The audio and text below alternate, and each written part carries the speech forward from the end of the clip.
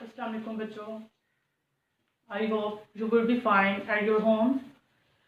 We will start our lecture with first lesson, the savior of mankind. यानी कि हम 9th class का पहला लेसन जो है उसे शुरू करते हैं, द सेवियर ऑफ मैनकाइंड।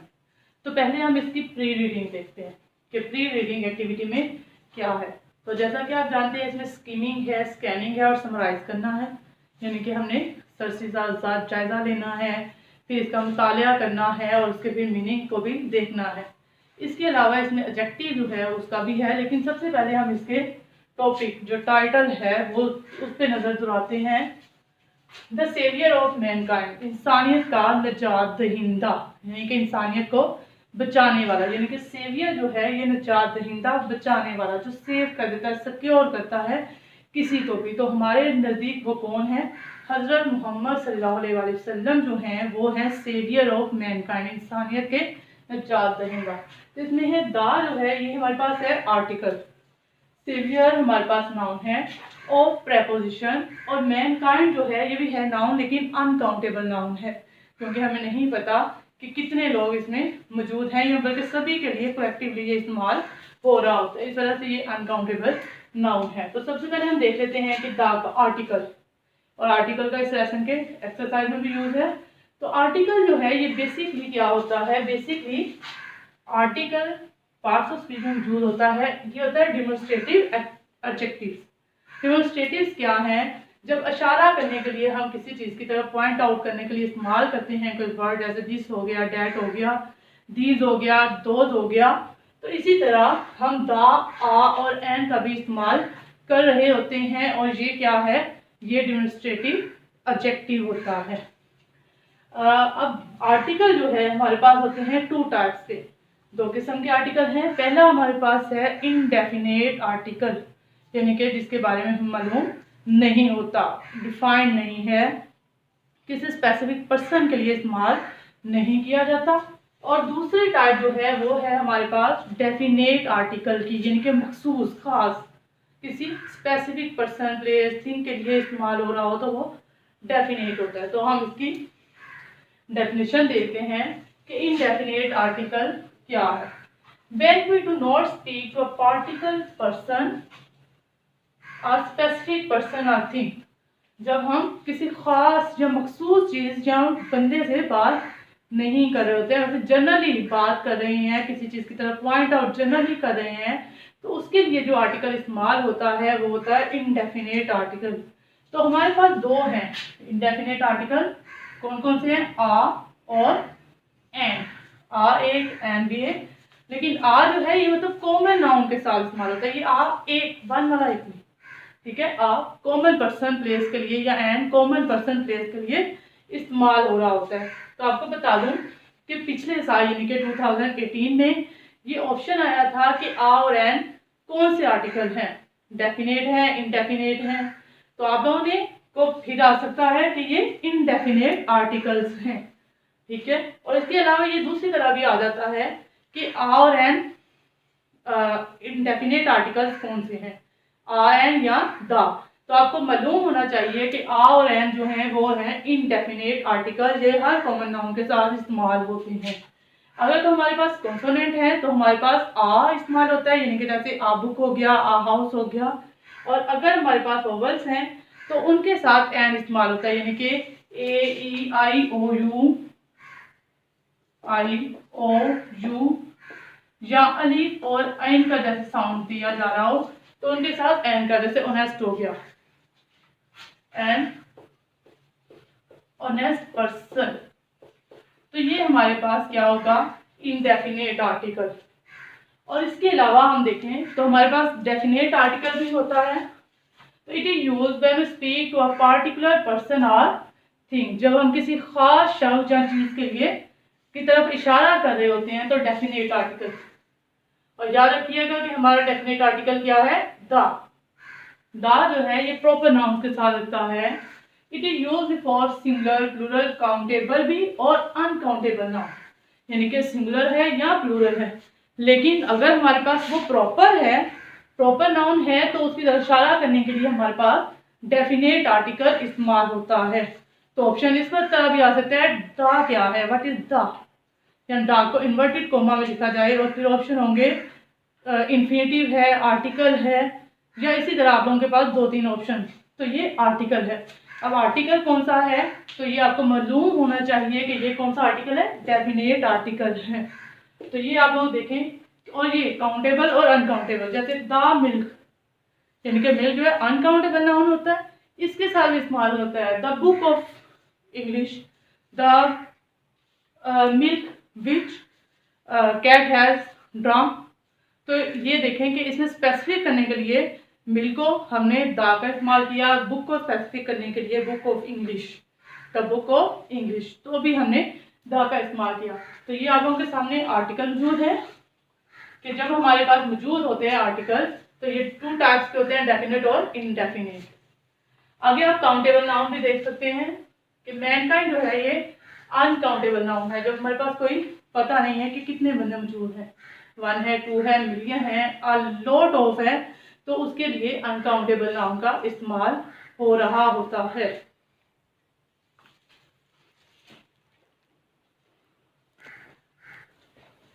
तो बच्चों अब हम देखते हैं कि इसमें प्री रीडिंग एक्टिविटी जो कि कर रहे हैं, तो इसमें हमारे पास उन्होंने एक ये दिया है, रिकॉग्नाइज एडजेक्टिव, यानी कि एडजेक्टिव जो है इसमें सिर्फ जो है उसकी भी पहचान करनी है। इस लेसन में काफ़ी सारे एडजेक्टिव यूज हुए हैं, तो जो हम अगर अब इसको डिफाइन देखते हैं, इसकी इस सारे को करते हैं, तो पहले हमारे देख लेते हैं एडजेक्टिव की डिफाइन। एडजेक्टिव क्या है, तो आपको पता है ये पार्ट्स ऑफ स्पीच का एक बहुत अहम कंपोनेंट है। इसे उर्दू में बोला जाता है इसमें से, यानी कि किसी चीज़ की अच्छाई बुराई, हम बचपन में यही सोचते होते थे, लेकिन ये इतना नहीं है। अब हम फर्दर और देखते हैं कि ये क्या है। Adjective are the words that are used to describe noun or pronoun, यानी कि एक नाउन को और प्रोनाउन को, यानी कि नाउन पर्सन, प्लेस, थिंग, कोई भी, और प्रोनाउन जब हम इनकी जगह पे ही, शी, इट वगैरह, इट्स वगैरह इस्तेमाल करते हैं, या किसी प्लेस का नाम, तो उसको बारे में इन्फॉर्म करता है, उसे मॉडिफाई करता है, उसके बारे में ज़्यादा हमें बताता है कि कोई चीज़ किस किस्म की है, किस टाइप की है, और किसी चीज़ की क्वांटिटी। और उसके बाद नाउन और प्रोनाउन को आइडेंटिफाई करने के लिए हमें एडजेक्टिव का इस्तेमाल करना पड़ता है। एडजेक्टिव जो है सिंपल मीनिंग में अगर देखा जाए तो इट टेल्स अबाउट 3 थिंग, ये हमें 3 चीज़ों के बारे में बताता है।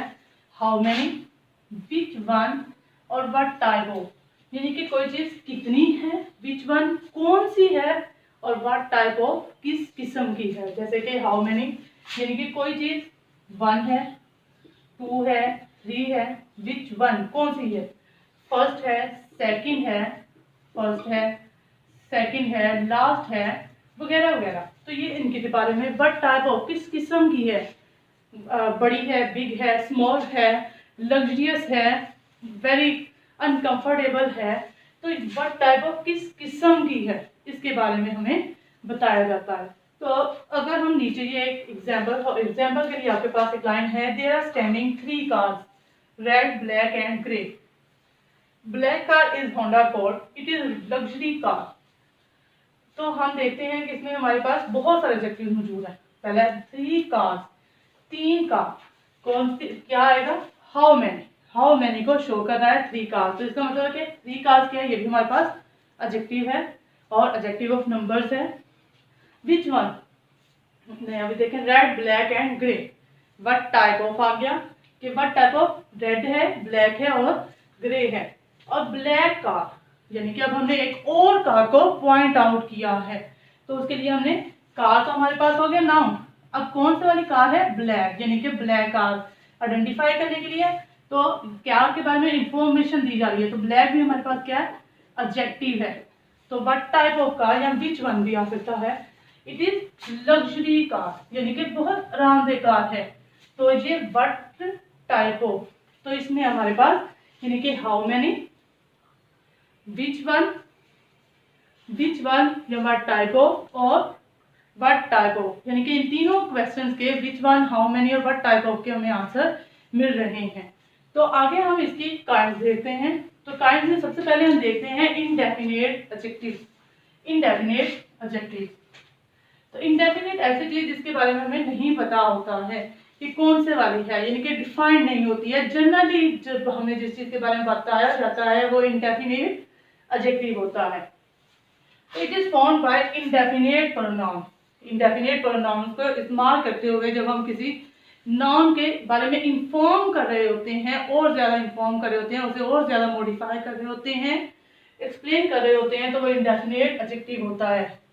अब इंडेफिनिट एडजेक्टिव की एग्जांपल्स हमारे पास है ऑल है, एनी है, फ्यू है, each, everybody, anybody, several, many, uh few, few, the few, ये सारे जो हैं हमारे पास इंडेफिनिट एडजेक्टिव्स मौजूद हैं। जैसे कि फ्यू वन वर देयर, कितने थे? फ्यू वन, यानी कि चंद एक थे। Several persons participated in walk against corona virus. तो सेवरल मतलब हमारे पास जब हमने इसे आइडेंटिफाई किया हाउ मेनी। आगे हम देख लेते हैं, हमारे पास है, उसके बाद हमारे पास है एडजेक्टिव ऑफ क्वालिटी, यानी कि क्वालिटी। ये सबसे अहम और आम सा है जो कि हमें हमेशा पता होता है कि चीज़ की क्वालिटी बताने के लिए। कोई लंबा है, जैसे हम इसमें सिर्फ से ले रहे होते हैं, लेकिन उसकी ये एक काइंड है एडजेक्टिव ऑफ क्वालिटी। जैसे कि टाल बॉय, बॉय है और बताया जा रहा है किस किस्म का है, उसकी क्वालिटी, उसकी खसूसियत के बारे में बताया जा रहा है। तो ये क्या है? टाल है, ब्यूटीफुल गर्ल है, हैवी आयरन मशीनरी है। यानी कि हमारे पास जो काइंड बताई गई हैं क्वालिटी, उसकी खसूसियत किसी चीज के बारे में बताई गई है, तो अच्छाई या बुराई या किस किस्म की है कोई चीज, तो उसे हम एडजेक्टिव ऑफ क्वालिटी बोलते हैं। पोजेसिव, पोजेसिव क्या होता है? किसी चीज की मलकियत शो करना, यानी कि शो करना कि हम इस चीज के ऑनर हैं, मालिक हैं, वी पोजेस इट, यानी कि हमारे पास ये चीज मौजूद है, तो उसे हम पोजेसिव बोलते हैं। और पोजेसिव एडजेक्टिव क्या है? तो possessive pronoun are used as possessive adjective, यानी कि पोजेसिव प्रोनाउन को ही हम पोजेसिव एडजेक्टिव के तौर पर भी इस्तेमाल करते हैं। जैसे कि अगर अकेला होगा, माई अंडरलाइन हो, तो ये क्या होगा? ये होगा हमारे पास पोजेसिव एडजेक्टिव, लेकिन पोजेसिव प्रोनाउन। लेकिन अगर हम जब ये पूरी लाइन माई कार अंडरलाइन करेंगे, तो कार, कार किसकी है? माई, यानी कि ये नाउन है और कौन सा? Indefinite noun. तो इनडेफिनेट नाउन जब हमारे पास एक और नाउन के साथ मिल जाएगा, और ये देखें कार किसकी है, व्हाट टाइप ऑफ, या which one, what type of, how many वगैरह के एग्जांपल हमारे पास मौजूद होती है। लेकिन यहाँ पर माई कार है, पोजेशन शो की जा रही है, कार की पोजेशन किसकी है? तो माई की है। तो माई जो है ये चूंकि इंडेफिनेट आर्टिकल है, इंडेफिनेट प्रोनाउन है, जब हम कार के साथ मिलाएंगे इसे, तो ये पोजेसिव एडजेक्टिव बन जाएगा।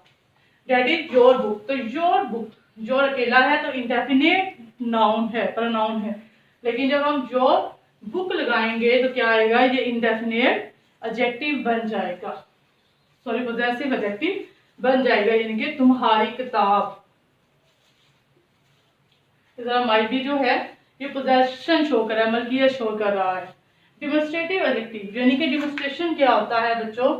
इशारा करना, किसी चीज की तरफ इशारा करने के लिए, किसी चीज को पॉइंट आउट करने के लिए, शो करने के लिए हम डिमोन्स्ट्रेटिव एडजेक्टिव का इस्तेमाल करते हैं। It shows whether the noun is singular, plural, यानी ये हमें बताता है कि जो नाउन है वो सिंगुलर है या प्लूरल है। अब कैसे बताता है? देखें, हम शुरू से पढ़ते हैं, दिस किसके साथ लगता है? सिंगुलर चीजों के साथ, और दिस इसका प्लूरल है, तो दिस जो है ये प्लूरल के साथ लगता है, यानी कि दिस बुक और दिस बुक्स। यानी कि जब हम देखते हैं तो दिस बुक ये सिंगुलर के बारे में भी और हमें प्लूरल नाउन के बारे में भी बताता है, और साथ में इसकी तरफ इशारा करता है, किसी चीज के बारे में पॉइंट आउट कर रहा होता है। It shows whether the noun is singular और प्लूरल। अब इसका दूसरा पार्ट इसी का देखें, डिमोन्स्ट्रेटिव एडजेक्टिव का, और ये हमें उसने ये कहा है कि ये हमें इसके अलावा ये भी बताता है कि इज लोकेटेड नियर और फार, ये चीज करीब है या दूर है। तो इसे को देखें, दिस, और दूर के लिए हम क्या इस्तेमाल कर रहे होते हैं? दैट। और इसी तरह नजदीक की चीज के लिए दिस, और डैट हम दूर की चीज के लिए।